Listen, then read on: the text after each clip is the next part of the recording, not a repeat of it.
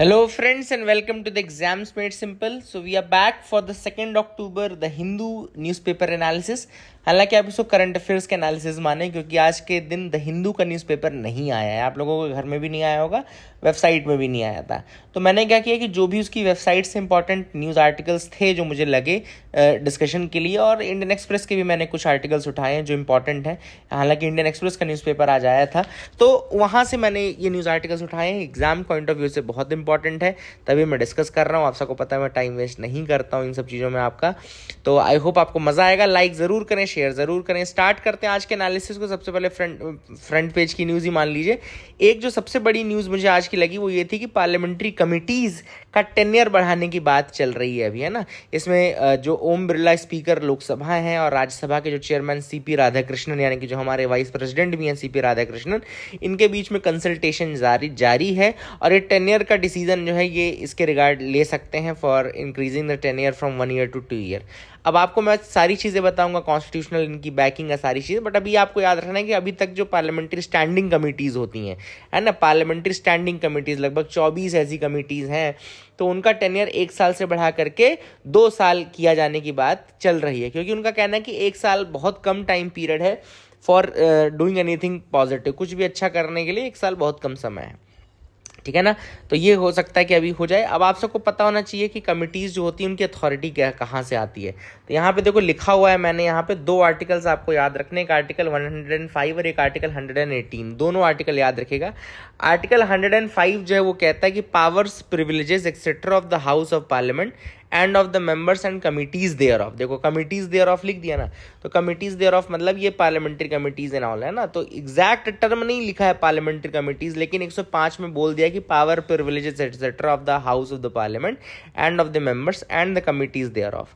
और दूसरा 118 के अंतर्गत देखो लिखा है each house of the parliament may make rules for regulations subject to the provisions of this constitution, its procedure and conduct of the business. तो हर हाउस जो है पार्लियामेंट का वो रूल्स रेगुलेशंस बना सकता है फॉर कंडक्ट ऑफ बिजनेस जिस तरीके से चाहे। आर्टिकल 118 में ये पावर है। इसी के अंतर्गत जो है वो कमिटीज़ क्रिएट की जाती हैं, ठीक है ना। अब आप सबको पता होगा कि ये जो कमिटीज़ होती हैं वो कितने टाइप की होती हैं।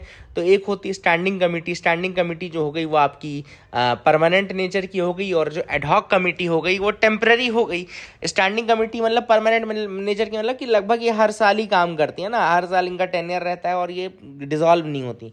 और एडहॉक कमिटीज़ मतलब किसी स्पेशल बिल के लिए बनाई गई हैं, किसी स्पेशल पर्पज़ के लिए बनाई गई और जैसे ही वो पर्पज़ पूरा हो गया उनको डिसॉल्व कर दिया, तो वो एडहॉक कमिटीज़ हो गई हैं, ठीक है ना। स्टैंडिंग कमिटीज़ देखो लिखा है परमानेंट नेचर की होती हैं। They are constituted by the parliament to deal with specific areas, public policy, bills, ये सारी चीज़ें डिस्कस करती हैं। एंड ये कॉन्स्टिट्यूट होती हैं at the beginning of each session of parliament and continue until the end of the session. ये भी आपको पता होना चाहिए। आई होप यू गॉट क्लैरिटी। अच्छा, अब जैसे नॉर्मल डिवीजन है उसमें हम 3 तरीके का देख सकते हैं। एक तो normally department related standing committees होती हैं। इसके अलावा कुछ फाइनेंशियल कमिटीज़ भी होती हैं, है ना। ये भी इंपॉर्टेंट है, पार्लियामेंट्री कमिटीज़ ही हैं लेकिन ये फाइनेंशियल कमिटीज़ में आती हैं। ऐसी 3 आती हैं फाइनेंशियल कमिटीज़ में। एक है स्टेमिनेट्स कमेटी जिसमें 30 मेंबर होते हैं, टेन्योर 1 साल का होता है। मेंबर्स जो होते हैं लोकसभा से आते हैं, ठीक है ना, एस्टिमेट्स कमेटी में। पब्लिक अकाउंट्स कमेटी में 22 होते हैं टोटल मेंबर, जिसमें 15 लोकसभा से आते हैं और 7 राज्यसभा से आते हैं। टेन्योर अगेन 1 साल का है, क्योंकि है तो ये भी वही कमेटी ही, लेकिन ये फाइनेंशियल नेचर की, इसलिए ये इंपॉर्टेंट इसलिए बता रहा हूँ। तो पब्लिक अकाउंट्स कमेटी में 22 मेंबर है, 15 लोकसभा से, 7 राज्यसभा से। 1 साल का टेन्योर है, elected by the 2 houses. Committee on public undertakings, इसमें 22 मेंबर है, 15 लोकसभा, 7 राज्यसभा, अगेन 1 साल का tenure and elected by the 2 houses, ठीक है ना। तो आई hope you got clarity regarding this. कुछ समझ में आया होगा आप लोगों को। इन्हीं का टेन्योर 1 साल से बढ़ा करके 2 साल करने की बात की जा रही है। दूसरी जो न्यूज़ है वो है prime minister unveils 100 coin stamp at RSS centenary. तो RSS के 100 साल पूरे हो चुके हैं और उसी के उपलक्ष्य में प्राइम मिनिस्टर ने ₹100 coin, first ever depiction of Bharat Mata on Indian currency. Indian currency में भारत माता का पहला डिपिक्शन भी इसी बार हुआ है for the celebrating the centenary year of राष्ट्रीय स्वयंसेवक संघ, ठीक है ना, RSS, ठीक है ना। तो याद रखिएगा। एंड उनका ये कहना है कि जो संघ है वो बहुत इंपॉर्टेंट रहेगा for developing India as a developed nation. आप देख सकते हैं राष्ट्रीय स्वयंसेवक संघ के 100 वर्ष के लिए एक तो 100 रुपये का ये कम्मेमोरेटिव कॉइन और दूसरा ये भारत माता की डिपिक्शन भी की गई है, ठीक है ना। थोड़ा सा आपको इसकी डिटेल बता दूं संघ के बारे में, तो संघ के 100 साल पूरे हो चुके हैं। राष्ट्रीय स्वयंसेवक संघ जो है वो हिंदू नेशनलिस्ट वॉलंटियर ऑर्गेनाइजेशन है, एंड इसका जो फॉर्मेशन है 1925 में केशव बलीराम हेडगेवार जी ने किया था। Keshav Baliram Hedgewar 1925, and he was a physician from Maharashtra region, है ना, याद रखिएगा। एंड उन्होंने ये स्टार्ट किया था। इसमें शाखा चलती हैं, आप सबको पता है शाखा चलती हैं। इसमें स्वयंसेवक जो कि वॉलंटियर्स होते हैं और कार्यकर्ता जिनको जो कि फिर कैडर बनाया गया है कार्यकर्ता का। स्वयंसेवक जो हो गए वो आपके वॉलंटियर्स हो गए, स्वयंसेवक यानी कि जो खुद ही काम कर रहे हैं, वॉलंटियर, ठीक है ना। एंड ये सारी चीज़ें हैं, इसमें शाखा चलती है, तो पता ही होगा। 1925 में इसका फॉर्मेशन मैंने आपको बता दिया, किसने किया वो भी बता दिया।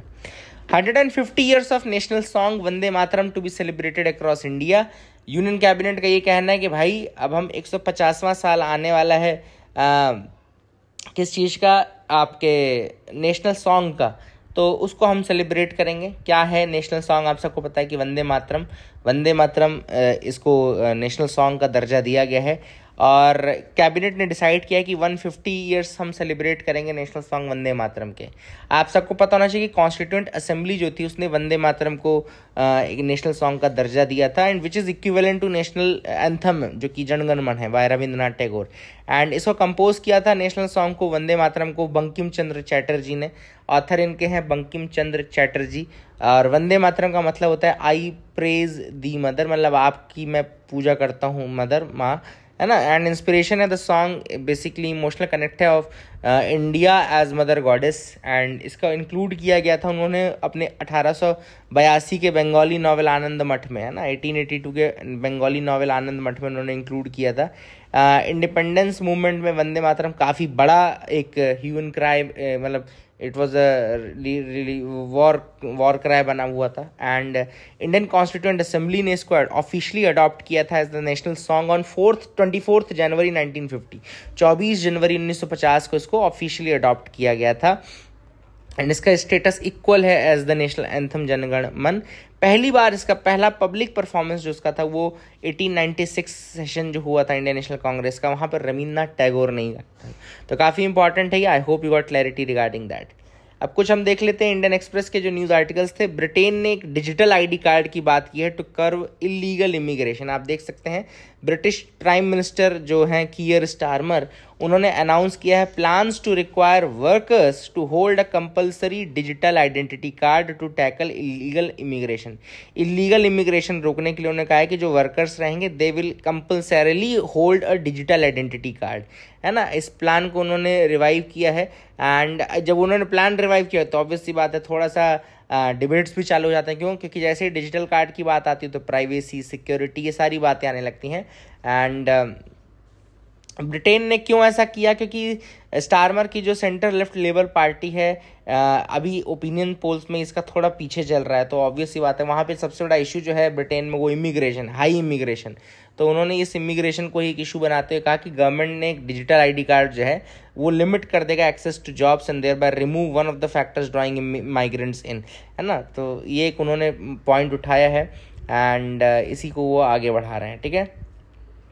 What would a digital ID look like? तो कैसे रहेगा? तो एक फ्री मोबाइल ऐप रहेगा to prove a person's identity, age, immigration status with data protected using biometric security and encryption similar to the banking apps, and it would be mandatory for employers to check right to work status and would replace document checks which are easier to fake or circumvent। तो document check इतना important नहीं रहेगा, and अगले election से पहले ये आ जाएगा 2029 से पहले, ठीक है ना। तो ये ब्रिटेन के लिए डिजिटल आईडी कार्ड है।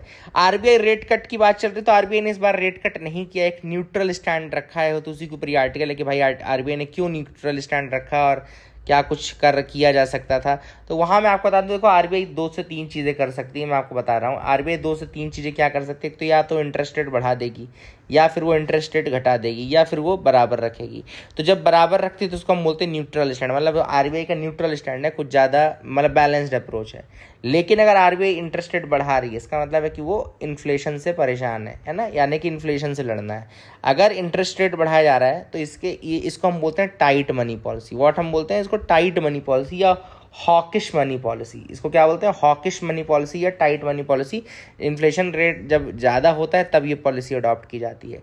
और अगर इंटरेस्ट रेट घटाया जा रहा है तो इसको हम बोलते हैं easy money policy, easy money policy, या फिर इसको हम डोविश पॉलिसी भी बोलते हैं, डोविश मनी पॉलिसी। तो ये तब बनाई जाती है जब ग्रोथ को हमको बढ़ाना होता है, जब हमको ग्रोथ बढ़ानी होती है तब हम डोविश मनी पॉलिसी करते हैं, ठीक है ना। तो ये भी आपको थोड़ा सा बताना था, याद रखिएगा।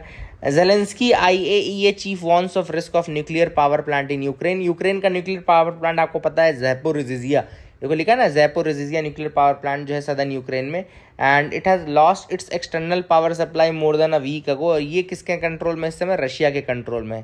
तो इसके लिए उन्होंने कहा कि भाई कुछ देखना पड़ेगा आपको, कहीं ऐसा ना हो कि कोई एक चेरनोबिल के बाद दोबारा कोई यूक्रेन में, चेरनोबिल भी यूक्रेन में ही था क्योंकि, है ना, अगर आपको याद हो तो, चेरनोबिल जैसे ही कोई नया न्यूक्लियर इवेंट ना आ जाए। तो ज़ेलेंस्की ने ब्लेम किया है रशियन आर्टिलरी को कि इन्होंने कट डाउन कर दी है power line to the Zaporizhzhia plant, and ये आपको याद रखना। I hope you got clarity regarding that. नाम इसमें IAEA का भी आया, तो IAEA के बारे में आपको बता दूं कि एक इंटर गवर्नमेंटल ऑर्गेनाइजेशन है, लगभग 180 कंट्रीज इसके मेंबर में आती हैं, एंड ये basically peaceful use of nuclear energy को प्रमोट करने के लिए है। इस्टेब्लिशमेंट इसका 1957 में हुआ था, याद रखिएगा 1957 में, and it was formed as an autonomous organization within the United Nation system. Autonomous organization within the United Nation system है ये, ठीक है ना। एंड ये रिपोर्ट करती है जनरल असेंबली, सिक्योरिटी काउंसिल, दोनों को रिपोर्ट करती है यूनाइटेड नेशंस के, है ना। तो ये हेडक्वार्टर इसका ऑस्ट्रिया वियना में है, या वियना ऑस्ट्रिया में है, याद रखिएगा। 1957 में इसका फॉर्मेशन हुआ था। तो these are some of the events जो कि इंपॉर्टेंट थे, मुझे लगा कि आपको बताना चाहिए आज के। तो आई होप आपको अच्छा लगा होगा। That is it for the day. Keep loving us, keep sharing us, and happy Dussehra.